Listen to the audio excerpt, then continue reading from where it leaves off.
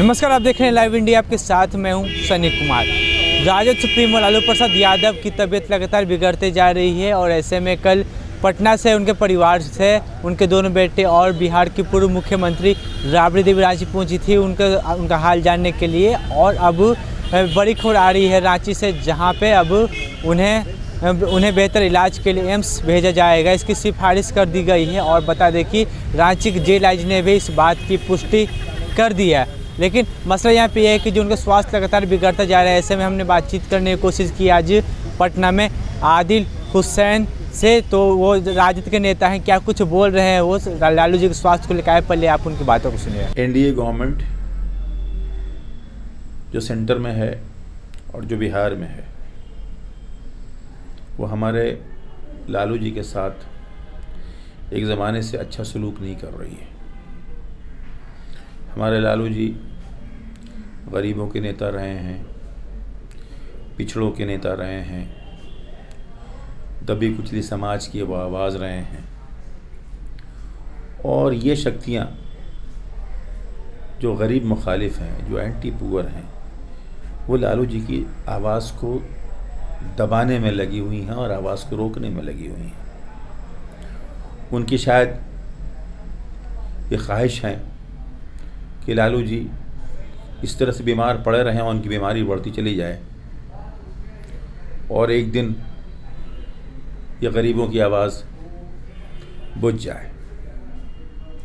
हम सरकार की इस पॉलिसी की घोर निंदा करते हैं। लालू जी के सिलसिले में, जो उनके स्वास्थ्य सिलसिले में जो खबरें आ रही हैं,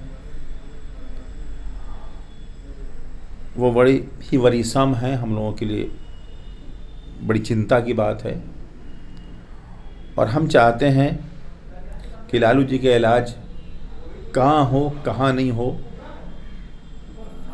प्रशासन, सरकार राबड़ी देवी जी से और उनके दोनों बेटों से विचार विमर्श करके इसका फैसला करें।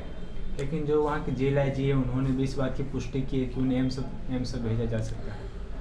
नहीं, जेल आईजी का पुष्टि करने का मतलब ये है कि लालू जी की वाकई सेहत ख़राब है और वहाँ उनकी सेहत संभल नहीं रही है और उनको वहाँ से निकालने की ज़रूरत है।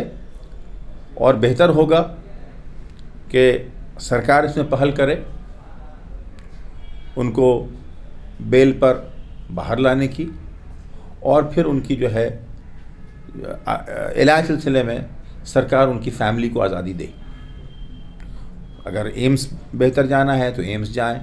बहुत सारे प्राइवेट इंस्टीट्यूट्स हैं, मेडिकल इंस्टीट्यूट्स हैं, वहाँ अगर फैमिली उनकी चाहती है तो वहाँ उनको लेके जाएं।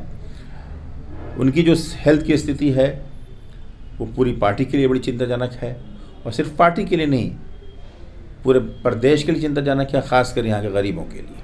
मैं समझता हूँ कि सरकार के सामने भी और जुडिशरी के सामने भी ऐसी बहुत सारी मिसालें होंगी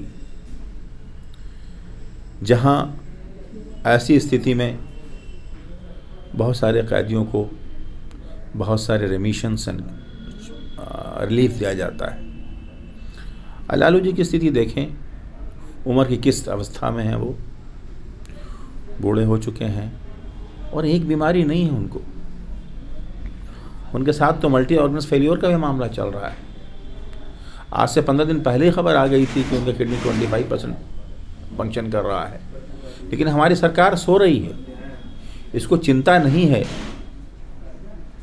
कि गरीबों का जो न मसीहा रहा है, गरीबों का जो हीरो रहा है और आज भी जो गरीबों का मसीहा है, जिसकी आँख खुलती है तो गरीब के लिए, जो नींद में सोता भी है तो गरीब के लिए, उस गरीब के मसीहा को, उस गरीब के नेता को इतने लंबे अरसे से इस हेल्थ की स्थिति में जेल में सड़ाना जो है, ये एक गैर इंसानी हरकत है,